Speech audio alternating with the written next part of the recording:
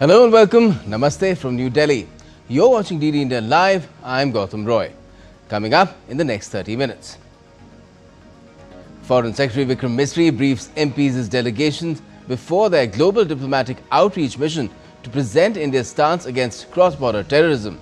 59 leaders to visit 33 countries in the coming days. WHO members adopt legally binding pact to better prepare for future pandemics.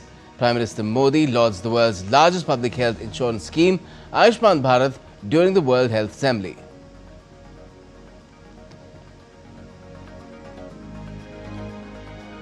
And the European Union adopts 17th round of Russia sanctions targeting its shadow fleet of oil tankers. The UK too unveils new wave of 100 sanctions after major weekend drone attack on Kyiv.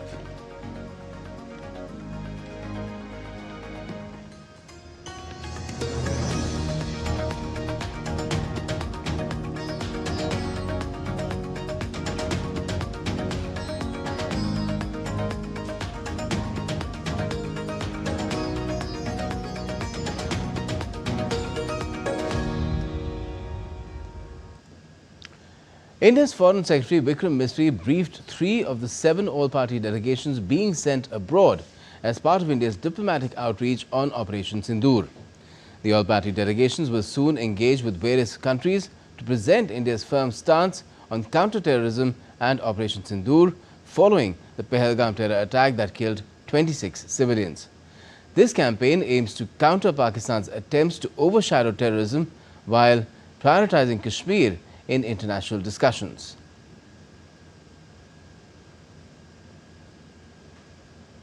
India's External Affairs Minister Dr. S. Jaishankar, who is currently on an official visit to the Netherlands, called on Netherlands' Prime Minister Dick Schoof at The Hague. During his meeting, Dr. Jaishankar conveyed warm greetings of Prime Minister Narendra Modi and thanked PM Dick Schoof for Netherlands' firm and resolute stance against terrorism. The External Affairs Minister also appreciated his commitment to taking the India-Netherlands partnership to newer heights and assured that the teams will work hard to achieve these goals. Earlier, the External Affairs Minister interacted with representatives of the Indian community in the Netherlands. That's what Dr. Jaishankar had put out on social media after meeting the Netherlands Prime Minister. Now, while interacting with the Indian diaspora, Dr. Jaishankar highlighted the contribution of the community to building a stronger relationship between India and the Netherlands. Also, Dr. Jaishankar met Defence Minister Ruben Berkelmans in The Hague. During the meeting, both the leaders exchanged views on respective security perspectives and challenges. They also spoke about the benefits of forging a bilateral defence partnership.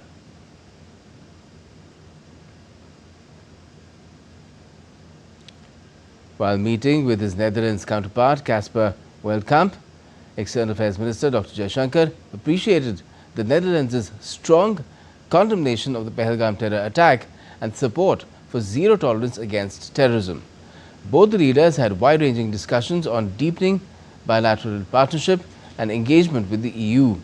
They also exchanged views on the global situation in an era of multipolarity. And the External Affairs Minister will also pay an official visit to Denmark and Germany as part of this tour. Now, India's Commerce Minister Piyush Goyal has held talks with US Secretary of Commerce Howard Lutnick to expedite the first tranche of the India-US bilateral trade agreement. An Indian delegation led by Piyush Goyal is in the US for talks over the trade deal. India and the United States are intensifying discussions to finalize a scaled-down version of their bilateral trade agreement. On the 29th of April, the Commerce Ministry highlighted that both nations are focusing on securing early mutual gains as they move closer to concluding the agreement.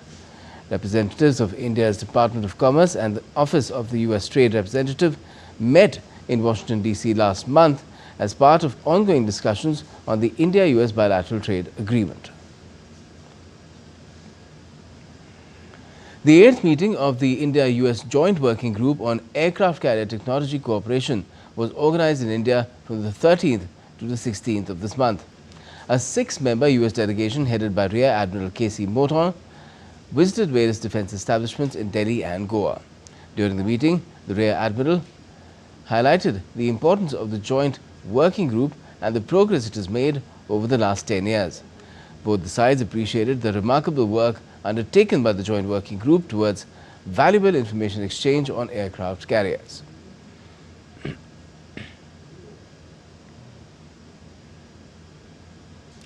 The Competition Commission of India is commemorating 16 years since its inception, reaffirming its dedication to promoting fair and competitive market practices in the country. The event brings together the key stakeholders from the industry, and addressing this particular event, Finance Minister Nirmala Sitharaman highlighted the government's vision for the CCCI's future role. Finance Minister Sitharaman emphasized the need for a balanced approach to regulation in India, one that maintains light touch oversight while fostering a pro-growth environment. The ability of the Commission to strike a balance between the regulatory vigilance and a pro-growth mindset will be integral to building a resilient, equitable and innovation-driven economic framework in India as it aspires to become Vikasit Bharat. Now, Minister Sitharaman praised the CCI for fostering innovation, safeguarding consumer interests and playing a significant role in driving India's economic growth. As India integrates further with the global value chains and digital ecosystems, maintaining open and contestable markets will be crucial to our competitiveness. The Competition Commission of India, through its unique mandate and cross-sectoral role, will be a key enabler in this journey, whether it is facilitating market access for MSMEs, addressing barriers that impede fair competition, promoting digital inclusion, or ensuring that the consumers benefit from better choices, lower prices and improved quality. Congratulations to the Commission. Now, Union Minister Jitendra Singh has said that the Indian economy will be driven by startups as he addressed the CSIR Startup Conclave 2025 in Mumbai. The MOS for Science and Technology added that people did not know about startups when Prime Minister Narendra Modi launched the Startup India initiative in 2016, but today the country has 145,000 registered startups. He also urged people to think about how they will do the value addition in the startup economy. और आज 10 वर्षों में हम fragile 5 economy से top 5 हो गए। हमारा global innovation index 81 था, आज 39 हो गया। 49% ऑफ आवर स्टार्टअप्स टुडे, ये मैं परसों ही स्टैटिस्टिक्स देख रहा था, come from tier 2 and tier 3 cities. India has taken the path of rapid development in the Amrit Kal under the leadership of Prime Minister Narendra Modi. Prime Minister Modi will virtually inaugurate more than 100 railway stations across the country through virtual medium on the 22nd of this month. These also include 5 railway stations of Chhattisgarh. Ahead of the inauguration, the face of Saharanpur railway station has completely changed under central government's Amrit Bharat Yojana. Local citizens have expressed happiness and praised Prime Minister Modi and the government for the huge development and rejuvenation of the station. Ambikapur, Dongargarh, Bhanu Pratappur, Bhilai 3 and Urkura station near Raipur in Chhattisgarh will also be inaugurated on the occasion.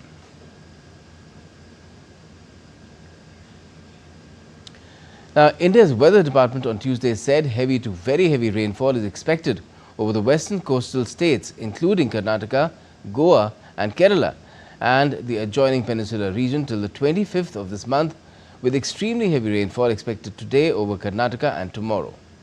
India's Weather Department issued a red alert for Karnataka as more rain is predicted over the next 5 days in the state. A cyclonic circulation is persisting over the central west Bay of Bengal and another system is expected to form near the Karnataka coast by the 21st of May.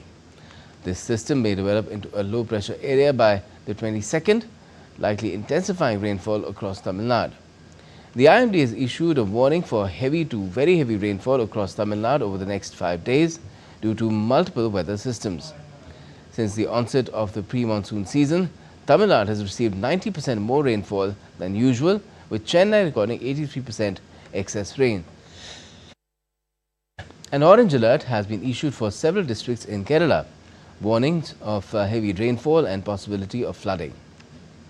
The northern parts of Kerala are expected to experience heavy rainfall till the 23rd of May, while the south and central parts will receive moderate rains. The IMD declared that the monsoon's arrival in the Andaman Islands on the 13th of May, marking an advance of 10 days compared to the usual schedule. Due to frequent below normal maximum temperatures, dust storms and thunderstorms have been providing an unusual weather situation in India. However, the temperature may not affect the onset of southwest monsoon yet. Yellow alert has been issued for rain in 5 hilly districts of Uttarakhand, providing relief from the heat.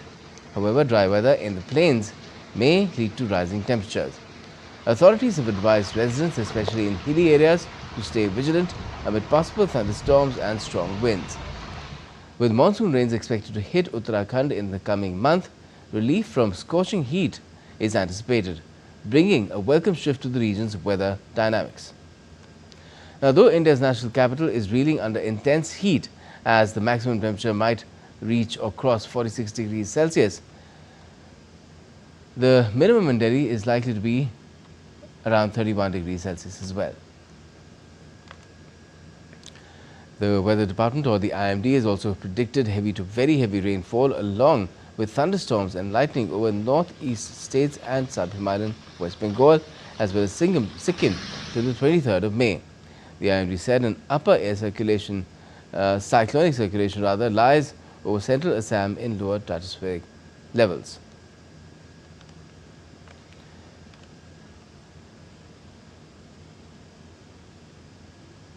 And still to come on this edition of DD India Live. The Kremlin says Russian President Vladimir Putin and US President Trump did not discuss a timeline for ceasefire in Ukraine during the 2-hour phone call on Monday. Hockey India signs an MOU with Amity University for an education scholarship program marking its 100 years.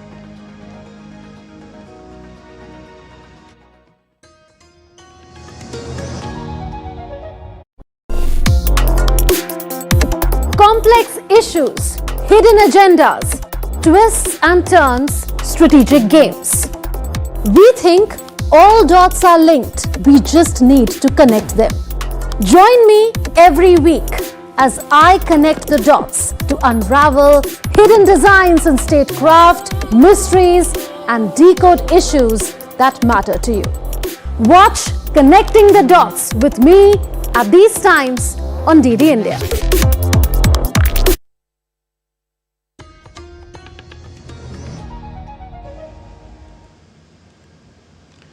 You're watching DD India Live. I'm Gautam Roy. Now, Prime Minister Narendra Modi addressed the 78th session of the World Health Assembly in Geneva through a video link. The PM highlighted Ayushman Bharat, the world's largest health insurance scheme, which covers 580 million people and provides free treatment. The future of a healthy world depends on inclusion, integrated vision, and collaboration. Friends, inclusion is at the core of India's health reforms. We run Ayushman Bharat, the world's largest health insurance scheme. It covers 580 million people and provides free treatment. This program was recently extended to cover all Indians above the age of 70 years. And speaking about the 11th International Day of Yoga in June under the theme Yoga for One Earth, One Health, the Prime Minister extended an invitation to all nations. In June, the 11th International Day of Yoga is coming up. This year, the theme is Yoga for One Earth, One Health. Being from the nation which gave yoga to the world. I invite all countries to participate. And the PM also extended his congratulations to the WHO and all member states on the successful negotiations of the INB treaty, describing it as a shared commitment to fight future pandemics. I congratulate the WHO and all member states on the successful negotiations of the INB treaty. It is a shared commitment to fight future pandemics with greater cooperation. While building a healthy planet, let us ensure that no one is left behind. And members of the World Health Organization have formally adopted a landmark agreement on Tuesday on how to prepare for future pandemics following the COVID-19 outbreak. After 3 years of negotiations, the legally binding pact was adopted by the World Health Assembly in Geneva. The pact was welcomed by all members' countries. They voted emphatically in favor of the treaty at the 78th World Health Assembly in Geneva. No countries voted against, while 11 countries, including Poland, Israel, Italy, Russia, Slovakia and Iran, abstained. It's only the second legally binding agreement to be adopted in the WHO's history after the Framework Convention on Tobacco Control of 2003. European Union defence ministers gathered in Brussels on Tuesday as the EU adopted new measures in favour of Ukraine in the ongoing conflict with Russia. The 17th sanction package includes blacklisting nearly 200 more tankers in Russia's shadow fleet in a bid to curtail Moscow's ability to export oil. It also included imposing asset freeze and visa bans on dozens more Russian officials. The latest sanctions against the Kremlin have been in the pipeline for weeks and were already approved by EU countries last week. EU Foreign Policy Chief Kaja Kallas said that the bloc will continue to put pressure on Moscow if Moscow threatens the peace deal.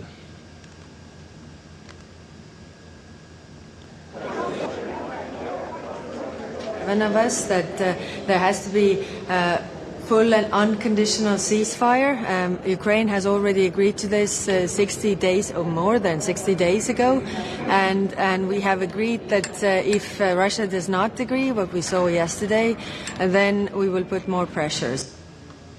Now, a new diplomatic push may be gaining ground to end the conflict in Ukraine.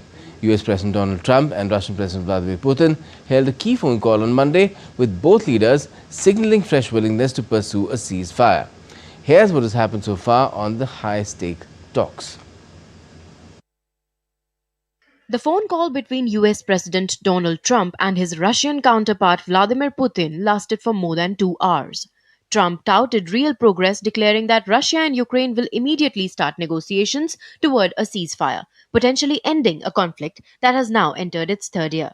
I think some progress has been made. It's a terrible situation going on over there. 5,000 young people every single week are being killed. So hopefully we did something. Putin, for his part, thanked Trump and said Moscow is ready to work with Kiev on a memorandum laying out the principles for peace, possibly including a temporary ceasefire, a timeline for talks, and other terms if consensus is reached. We agreed with the US President that Russia will propose and will be ready to work with the Ukrainian side on a memorandum on a possible future peace agreement. Shortly thereafter, Trump held a telephonic conversation with Ukrainian President Volodymyr Zelensky. Zelensky stressed the need for an immediate ceasefire and revealed efforts to organize a high-level peace summit with the US, EU, UK, Russia and Ukraine. During the call, we talked about what is important for Ukraine, the ceasefire. The second topic we talked about is the readiness of the United States to make more serious sanction steps if Russia does not support the ceasefire and doesn't want to end this war. The third thing I asked him is not to make any decisions about Ukraine without us. Meanwhile, European and US leaders welcomed Pope Leo's offer to host peace talks at the Vatican. Italian Prime Minister Giorgia Meloni, French President Emmanuel Macron, and German Chancellor Friedrich Merz spoke with Trump in support of renewed negotiations. I think it would be great to have it at the Vatican. Maybe it would have some extra significance. There's tremendous bitterness, anger, and I think maybe that could help some of that anger. So having it at the Vatican would be, in Rome, would be I think it would be a great idea. With major players signaling openness to talks, all eyes now turn to whether these early steps can lead to lasting peace. With inputs from Amish Mahajan, Bureau Report, TD India. Now, Kremlin aide Yuri Ushakov has said that Russian President Vladimir Putin and his US counterpart did not discuss a timeline for a ceasefire in Ukraine during their 2-hour phone call on Monday. The US President expressed his interest in reaching agreements quickly. No, did not talk about this. Although Trump, of course, emphasizes his interest in reaching one or another agreement as soon as possible. But what the presidents agreed on, our president informed the media outlets very clearly and fully immediately after the conversation with Trump. Now, let's take a look at other stories making news around the world as well.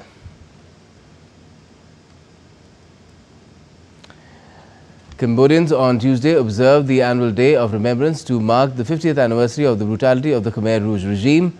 Hundreds of people along with local administration joined to pay their respects and pray for the victims. The exhibition My Green Flag, a sign of peace, took place in Turkmenistan's Fine Arts Exhibition Center in Ashgabat. Celebrating the Day of the Constitution and the national flag, the event showcased the artworks, highlighted the beauty of Turkmenistan's landscapes, the grandeur of the Constitution Monument and the country's main flag. In London, the Chelsea Flower Show welcomed gardeners, charities and celebrities displaying their creations. King Charles III and Queen Camilla were among the first to tour the garden, joined by famous celebrities like football star David Beckham and actress Kate Blanchett.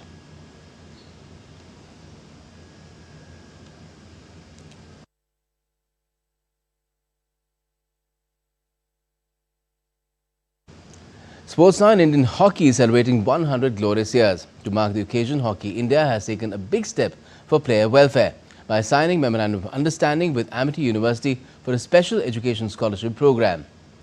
The scholarship will benefit hockey players at the state, national and international levels. The event was attended by Hockey India Secretary General Bholanath Singh. Also present were Amity University Online Chairman Ajit Chauhan, Indian women's hockey team captain Salima Tete and defender Jyoti. आज हम इस सिर्फ एक कागज पर हस्ताक्षर करने नहीं जा रहे हैं, बल्कि हमारे भारतीय हॉकी के अगले सुनहरे दौर की शुरुआत करने जा रहे हैं। और आने वाले समय में बड़े विश्वास के साथ मैं ये बताना चाहता हूं कि वो दिन दूर भी नहीं है जब भारत की झोली में वर्ल्ड कप का कप भी होगा और ओलंपिक का गोल्ड भी होगा। Now, in the IPL 2025, Chennai Super Kings face Rajasthan Royals in a dead rubber encounter at Arun Jaitley Stadium in New Delhi. A win will not do much for both the teams as they can not qualify for the playoffs. MS Dhoni CSK with 6 points after 12 matches is currently at the bottom of the points table. RR placed 9th also have the same number of points ahead of their final league game. However, the performances of a few young and inexperienced players should offer a glimmer of hope going into next season. Now, India's Diya Chitale and Yashaswini Ghorpade have marched into the pre-quarterfinals of the women's doubles event at the World Table Tennis Championships finals in Doha. After dropping the first game, Chitale and Ghorpade fought back to beat Singapore's Zheng Jian 3-1. They will now face the Japanese pair of Miwa Harimoto and Miyu Kihara in the next round. Harimoto was a part of the silver medal winning Japanese women's team at the Paris Olympics. Computex is a leading global exhibition focused on AI, OT and startups. Taiwan's Computex Tech Show opened in the capital Taipei on Tuesday, bringing together thousands of global participants with advanced AI technology and robotic systems on display.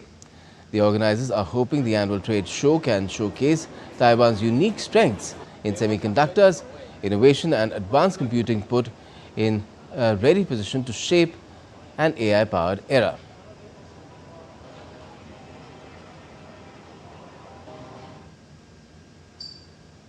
And that's all we have for this edition of DD India Live, but let us know your thoughts on the news of the day. And for those on the go, you can get all the latest news and updates from India and across the world on DD India's mobile app. It's available on both Android and iOS platforms. You can scan the QR code on the screen and download the app right away. And we'll be back with more news as it breaks here on DD India. I'm Gautam Roy, and from all of us here in Delhi, thanks for watching DD India Live.